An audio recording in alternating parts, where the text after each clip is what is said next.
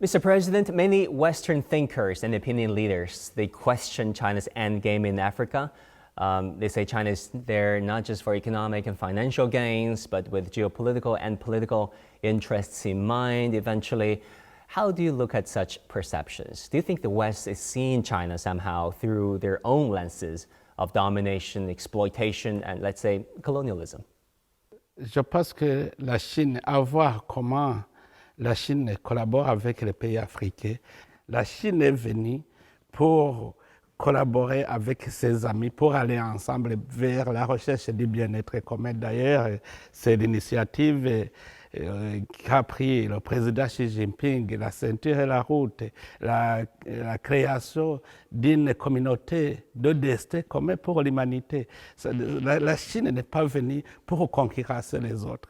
Mais le problème qui se pose, c'est qu'il y a des puissances qui voudraient s'imposer, qui voudraient dicter leur politique dans les pays africains, qui veulent s'ingérer dans les affaires. La Chine n'a pas de conditions.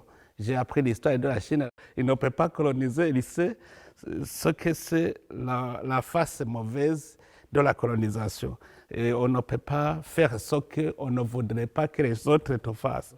Et qu'il y a d'autres puissances qui colonisent, qui voient la puissance de la Chine, qui veulent collaborer avec les Africains, alors qu'il peut y avoir une idéologie de néocolonialisme, une idéologie de suivre l'idéologie des autres. Alors que chez nous, dans notre langue kirundi, on dit que le comportement de l'autre ne peut pas bâtir l'autre famille. Le comportement d'une famille ne peut pas bâtir l'autre famille.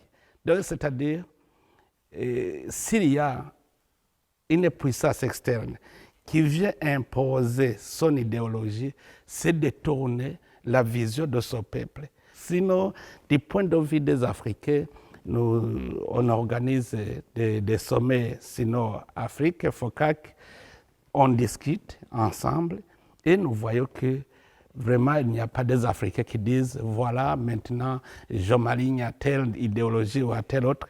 Ensemble, on cherche à converger sur la recherche du bien-être des citoyens du monde.